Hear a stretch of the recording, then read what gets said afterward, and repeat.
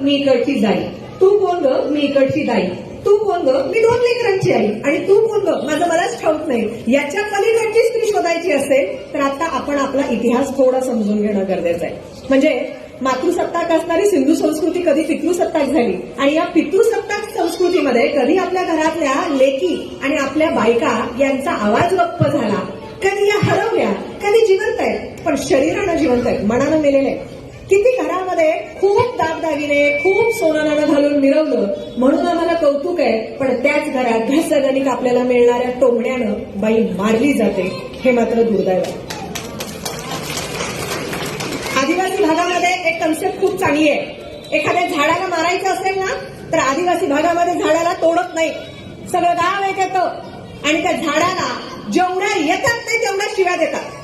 जेवढ्या येत नाही तेवढ्या शिव्या दिल्या अख्ख्या गावानं की ते झाड दुसऱ्या दिवसापासून कोमे जायला लागतं. त्याचं कारण आहे, कारण झाडालाही मन असतं, झाडालाही संवेदना असतात. त्यामुळं सगळ्या गावानं मला वाईट साईड बोललंय म्हणून झाड झुरायला लागतं आणि स्वतःची पानं बिणं सगळी गळती होते आणि झाड आपोआप मरून जातं. झाडाला कापायची गरज नाही. तुमच्या आणि आमच्या घरातल्या प्रत्येक स्त्रीचं असं झालंय का? जिवंत असून आपलं थडगं झालंय का? जिवंत असून आपल्याला मेलेलं मड झालंय का? जिवंत असून आपण शोपीसची भावली